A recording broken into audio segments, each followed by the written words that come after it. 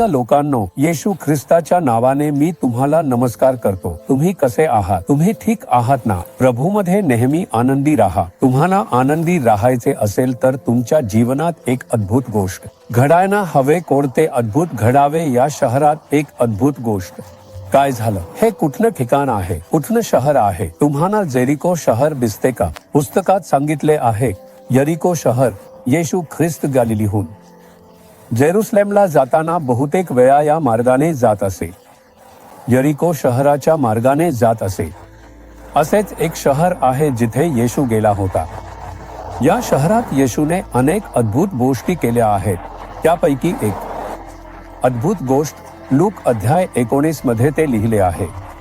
त्यात तुम्हाला एक शब्द प्रभू सांगत आहेत, नवीन वचन. आज या घराला तारण मिळाले आहे. त्या तारणाचा आनंद, मनःशांती. तारण म्हणजे केवळ पापमाफी नाही, एक पूर्ण आशीर्वाद, परिपूर्ण आशीर्वाद. पापमाफी, शारीरिक आरोग्य ते आर्थिक आशीर्वाद, कमी नसलेले परिपूर्ण आशीर्वाद म्हणजे मोक्ष. म्हणजे मोक्ष हा संपूर्ण आशीर्वाद आहे. म्हणजे येथे या घराला तारण मिळाले. एक माणसाकडे पाहून प्रभू सांगतो, त्या माणसाचे नाव सख्यूस आहे, जे यरिको शहर इस्रायल देशात आहे.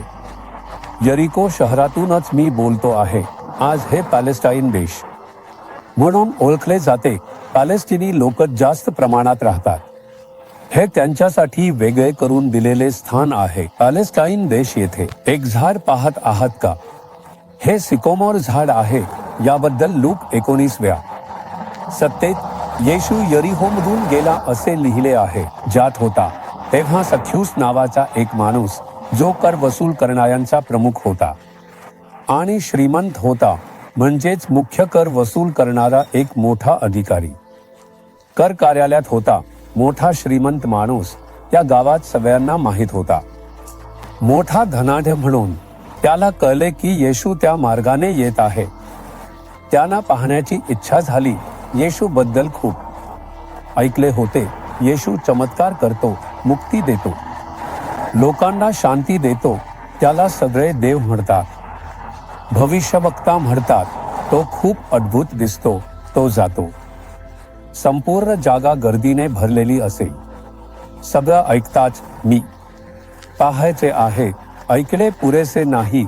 मला येशूला स्वतः पाहायचे आहे. तो कसा असेल हे पाहण्याची इच्छा झाली. येशूला विषयी खूप ऐकले आहे. तुम्ही त्याला पाहिले आहे का? त्याचा आवाज तुम्ही ऐकलं का? निदान माझ्यासाठी तरी. तुम्हाला कधी आवाज पाहायचा आहे का? ऐकण्याची इच्छा झाली. हे सर्व पाहता येणार नाही. तो देव नाही. त्याला पाहता येणार नाही. त्याचा आवाज ऐकता येणार नाही. खूप विश्वास वाचायला हवे एवढेच आहे का? तसे म्हणता का? पण तो काय म्हणतो? तुमच्या पूर्ण हृदयाने मला शोधल्यास तुम्ही शोधताना मला सापडाल. मी तुम्हाला दिसेन असे परमेश्वर म्हणतो. यिर्मयामध्ये परमेश्वराने सांगितले आहे. मग तो म्हणतो, तुम्ही पूर्ण हृदयाने शोधल्यास मी तुम्हाला दिसेन. मला मी ते तुम्हाला उघड करीन. म्हणत येथे स्वतः प्रभू आहे प्रकट केले. लूक 19व्या अध्यायात सख्यूसला ती इच्छा आली. कारण देवाना पाहायचे आहे, येशूना पाहायचे आहे असे म्हणत आता येशू स्वतःचे गावाच्या मार्गाने, येरिकोच्या मार्गाने येत आहे. ही बातमी त्याने ऐकताच धावत येतो. पाहिले तर मोठी गर्दी येशूला भोवती. शिष्य एका बाजूला, स्त्रिया एका बाजूला, पुरुष एका बाजूला, मुले एका बाजूला. मोठी गर्दी आणि त्याच्यामध्ये येशू येत आहे. हा एक थेंगडा माणूस उभा राहून पाहत आहे. तरीही येशू डोकंही दिसत नाही. त्याच चेहराही दिसत नाही. पाहता येत नाही. कसंही करून एक आमच्या शहराकडे पहा. तो शेजारीच आला आहे. जात आहेत असं म्हणत समोर धावला. त्याला एक कल्पना सुचली. झाडावर चढून बसून पाहूया असं. म्हणून असं एक जंगलाचं झाड. हे जंगलाचं झाड असल एक झाड. कारण हे झाड 2000 वर्षांपासून झालं आहे. हे शेकडो वर्षांपासून असलेलं एक प्राचीन झाड आहे. यासारखं एक झाड. या झाडावर चढतो तो आणि एक मोठा श्रीमंत, मोठा अधिकारी, इन्कम टॅक्स अधिकारी तो आला. आणि तो एक मोठा अधिकारी श्रीमंत आहे हे विसरून येशूला मी पाहायला पाहिजे म्हणून ते झाडावर लहान मुलासारखा चढला आणि त्या बसून पाहत राहतो. येशू या मार्गाने येतील म्हणून जेव्हा येशू ख्रिस्त त्या मार्गाने आले तेव्हा पहा येशूने आपला चेहरा याला दाखवला. वरून पाहिल्यास फक्त डोकं दिसू शकतं, चेहरा पाहता येत नाही. नाहीतर येशू त्यांना स्वतःला प्रकट करून चेहरा दाखवतात आणि म्हणतात, खाली ये, तुझ्या घरी थांबायला हवं असे सांगितले. त्याला खूप आनंद झाला येशूला पाहून आणि म्हणाला, माझ्या घरी येणार, घरी थांबायला हवं असं म्हणतात. बघा दे आल्यावर आपल्या घरी थांबायला सांगितलं. इतकं मोठं भाग्य नाही. तो आनंदाने घेऊन गेला गावात. लोक म्हणतात पुन्हा पुन्हा तो येशू त्याच्या घरी जातो. हा सगळं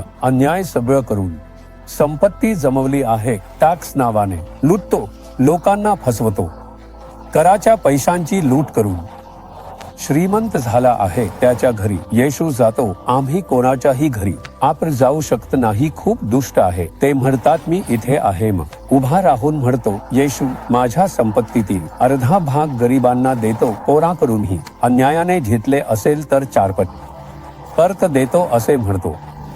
तेव्हाच येशू म्हणतो, आज या घरात उद्धार आला आहे. त्या आशीर्वाद कधी येतो, पाप सोडून मन बदलते तेव्हा. येशू म्हणाला का, सक्केयो इथे ये, गावभर तुझ्याबद्दल असे बोलत आहे. तू अन्यायाने मिळवलेले सर्व संपत्तीचे अर्धे भाग गरिबांना दे, अन्यायाने घेतलेल्यांना 4 पट परत दे असे येशू म्हणाला का. येशू काहीच बोलला नाही. तो फक्त म्हणाला की मी तुझ्या घरी तो येईल म्हणाला. बस येशूची उपस्थिती त्याची आहे. जीवन बदलते, पापाची जाणीव देते, मन परिवर्तन घडवते.